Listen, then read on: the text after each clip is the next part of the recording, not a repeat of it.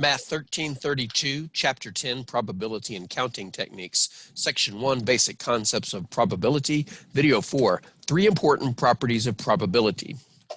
These properties may be things that you've already thought about or will be common sense when we point them out, but they are worth enumerating because we just need to know these as we move forward. All right, so let's start with property number 1. Recall you have two ways of calculating probability. Theoretical probability. If E is an event from a sample space S and all outcomes are equally likely, then the probability of event E is the cardinality of event E divided by the cardinality of the sample space. Don't need a capital in there. Translation, the number of outcomes in E divided by the number of outcomes in the sample space. Empirical probability. If we repeat an experiment n times, an event E occurs F times, F is for frequency, then the probability of E equals F over N. Both are calculated essentially the same way, a fraction, although the context of each is different. However, both types of probabilities share some properties. Property number 1. All probabilities are between 0 and 1 inclusive, meaning it includes the possibility of being 0 and includes the possibility of being 1. And if you think about it, this makes perfect sense. From a theoretical perspective, an event E cannot have more outcomes than the sample space. Let's say that again. An event E, which is just a subset of the sample space, cannot have more outcomes in the sample space. That means that the cardinality of E is less than or equal to the cardinality of S, which means when you make this fraction, it must be less than or equal to 1, because the top cannot be larger than the bottom. Also, the number of outcomes in E must be 0 or more. E can be empty, but it can't have a negative number of outcomes. So the cardinality of E must be greater than or equal to 0, which means this fraction is also greater than or equal to 0. So it makes sense from a theoretical perspective, and it makes sense from an empirical perspective. If we conduct an experiment n times, because remember, in empirical probability, an experiment has already been repeated so many times. But if we conduct an experiment n times, then the number of times we observe a particular event, which we called F, cannot be more than n. Thus, F is less than or equal to n, and so F divided by n is less than or equal to 1. Again, because of the top of the fraction can't be bigger than the bottom. Also, the number of times we observe the event has to be 0 or greater. You can't observe something a negative number of times, and so F divided by n must also be greater than or equal to 0. So in both perspectives, we have reasons why probabilities cannot exceed the number 1 or be less than the number 0. They can't assume every value in between. So all probabilities are between 0 and 1 inclusive. Now, the slight problem with this is that we can view probabilities from 3 numerical perspectives: as fractions, as decimals, and as percents. So you need to stay cognizant of what constitutes a valid probability from all 3 mathematical perspectives. For decimals, this one's easy. Any number between 0 and 1 inclusive. That's the easy one.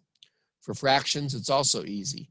Any positive fraction whose numerator does not exceed its denominator. If it's equal, that's okay, because then the fraction's equal to 1. What about percents? What types of percents are allowed to be probabilities?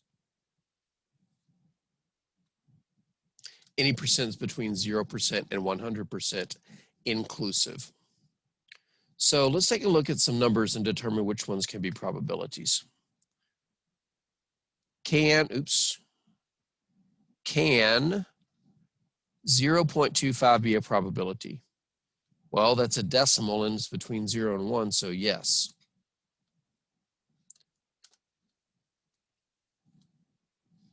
Can negative 1/3 be a probability? Well, it's a fraction and it has to be a positive fraction, so right away the answer is no. Also because that number is not greater than or equal to 0. So this one is a no. What about 100%? Well, any percent between 0 and 100 inclusive. So including 100%, so yes. What does it mean for a probability to be 100%? Think about it. 6/5. That's a fraction. It's a positive fraction, but the numerator does exceed the denominator. So no, this fraction is too big. It's bigger than 1. 1.31, well, it's a decimal. Needs to be between 0 and 1, but it's not. 1 second while I erase this little line. Okay. 0.0005%. Is that between 0 and 100? Yes, it's almost 0, but it is greater than 0 and less than 100. 99/99. That is a fraction. It is positive. The numerator doesn't exceed the denominator. Equal is okay. 99 is equal to 99. That fraction is equal to 1. So it's okay. And then 0%, well, any percent between 0 and 100 inclusive, that includes 0%. So that one is a probability. You have a few questions at the beginning of your homework that ask you, could this be a probability? Don't miss them. They're meant to be easy. Property number 2, an event that cannot happen must have a probability of 0. An event that must happen must have a probability of 1. That's actually easy to see from the definitions of theoretical and empirical probabilities. I invite you to think about it and go, oh yeah, if it can't happen, the probability does end up being 0. And if it must happen, the probability does end up being 1. For example, you pick a dog at random from a set of dogs. What is the probability it is a mammal? Well, all dogs are mammals. So every one of them is a mammal, and the probability is 1, since all dogs are mammals. An event with probability 1 is sometimes called a sure event or a certain event. And sometimes it's called a certainty. But the bottom line is, if it must happen, its probability is 100%. What about the second example? A student at TJC is picked at random to receive an award. What is the probability the student is 100 feet tall? I'm pretty sure that's not going to happen. That probability must be 0. Oops, I forgot to change this. I changed the context to height instead of age. There we go.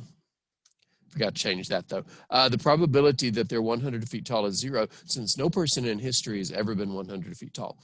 An event with probability 0 is sometimes called an impossible event. Let's highlight impossible event. All right. Property 3.